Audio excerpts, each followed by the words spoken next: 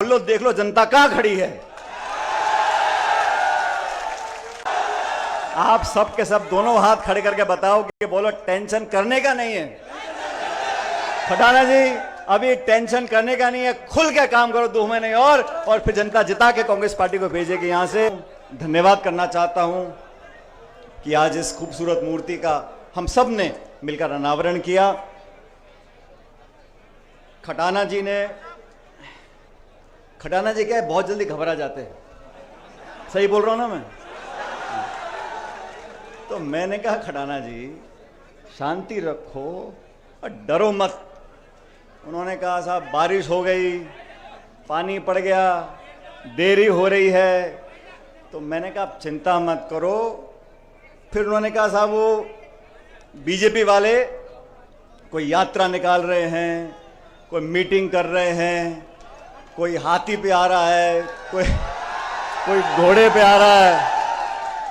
और हकीकत तो यह है कि इस मूर्ति के कार्यक्रम को बहुत समय से उन्होंने मुझसे टाइम मांगा था, लेकिन कुछ परिस्थिति ऐसी रही कि कार्यक्रम नहीं कर पाए।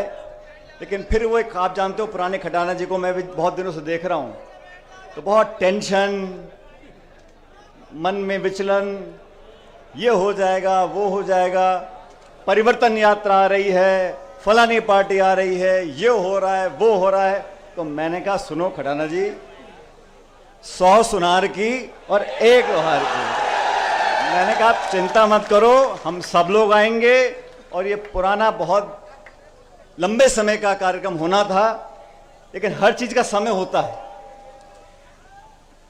और ये संयोग की बात है कि कल एक जनसभा प्रियंका जी ने करी टोंक में। अब आप जानते हो मैं टोंक जिले से, टोंक का विधायक हूं, लेकिन ये मैं कैसे भूल सकता हूं कि मैं सबसे पहले दौसा का सांसद था। तो कुछ संयोग ऐसा बैठा कि जैसे ही हमारी टोंक की सभा कल खत्म हुई, हमारा आज 11 तारीख का प्रोग्राम था। तो मैं धन्यवाद देना चाहता हूं उन सब लोगों का जिन्होंने इस मूर्ति का निर्माण करने में, इस कार्यक्रम को कामयाब बनाने में एक दूसरे का सहयोग किया। और आप सब जानते हो चुनाव ज्यादा दूर नहीं है। अभी खटाना जी याद दिला रहे थे 1986 में, मुझे अच्छी तरह याद है, मैं छोटा था उस समय, मेरे ख्याल 8-10 साल का होऊंगा। उस समय पायलट साहब ने इस कॉलेज का जब शिलान्यास किया था, तो टाइम था सुबह का 11-12 बजे का। हम पहुंचे रात के 1 बजे यहाँ पे। उन दिनों सड़कें छोटी थी, एम्बेसडर गाड़ी थी, डीजल की थी, बार बार गर्म हो जाती थी, रुकना पड़ता था। और साथ में आए थे उस समय सांसद थे अमिताभ बच्चन जी। मुझे जब इन्होंने कहा तो एकदम से याद आया कि हम अलवर होते हुए बांदीकुई पहुंचे, लेकिन रास्ते में बहुत जगह रुकते हुए आए और 8-10 घंटे देरी से आए। और उस समय भी लोगों के अंदर बहुत उत्साह था, बहुत जोश था। अब ये देखो खटाना जी, आपकी किस्मत ही ऐसी है, आज बिना अमिताभ बच्चन जी के भी मामला जमा हुआ है ठीक ठाक। क्यों भाई? और ये बात भी सही है कि शिलान्यास पायलट साहब ने किया था, लेकिन आज उनकी मूर्ति का जहां भी होंगे वो देख रहे होंगे कि हम सब ने मिलकर उनका मान सम्मान किया है। और इस मूर्ति की प्रेरणा आने वाली पीढ़ियां हमसे आपसे लेती रहेंगी। ये 36 कौम के लोगों के लिए, समाज के लोगों के लिए, जिले के लिए, जो जो बच्चे यहाँ पढ़ेंगे उन सब के लिए एक प्रेरणा का स्रोत रहेगा।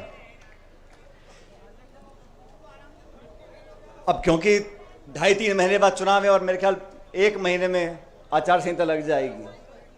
विधानसभा के चुनाव होंगे प्रदेश में, मध्य प्रदेश में हैं, छत्तीसगढ़ में हैं, तेलंगाना में हैं, मिजोरम में हैं।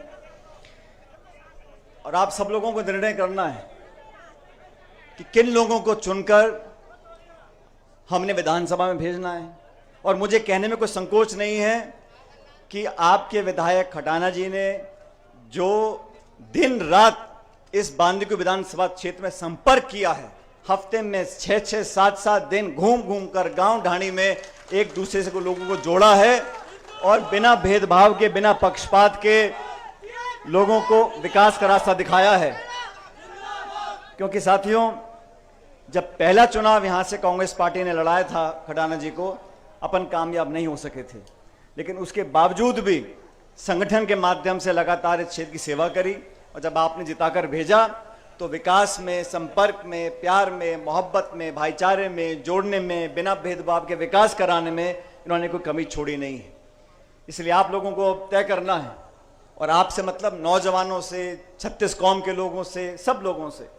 ये पुराना क्षेत्र रहा, कांग्रेस का गढ़ रहा, यहाँ से मुरारी लाल मीणा जी विधायक रहे, और मैं तो अभी बांदीकुई की जो सिकराई की हमारी मंडी है उसमें कह रहा था, मैंने कहा बांदीकुई के लोग तो बहुत किस्मत वाले हैं, बटन एक दबाते हैं विधायक 2 मिल जाते हैं।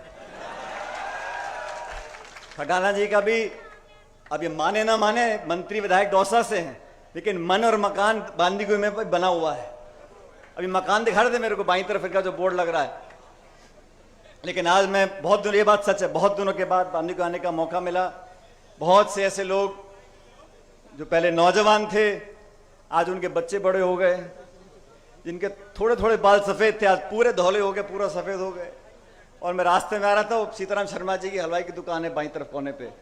मैंने बहुत पहले वादा किया था उनको, मैंने कहा पंडित जी आपकी दुकान पक्का आऊँगा। आज उनको देखा, मैं गाड़ी से उतरा, उनकी दुकान में गया, उनका पोता इतना बड़ा हो गया, वो 22-23 साल का पोता हो गया।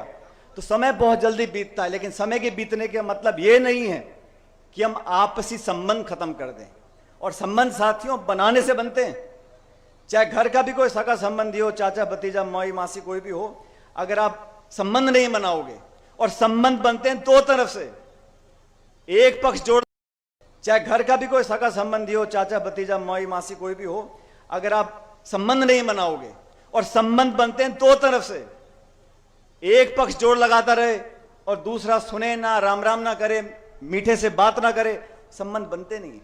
संबंध बनाने के लिए एक दूसरे को समझना, एक दूसरे के दुख दर्द में भागीदार रहना, अपनेपन का एहसास कराना। ताली 2 हाथ से बजती है, संबंध 2 तरफ से बनते हैं। तो समय के साथ साथ जो संबंध गहरे होते जाते हैं,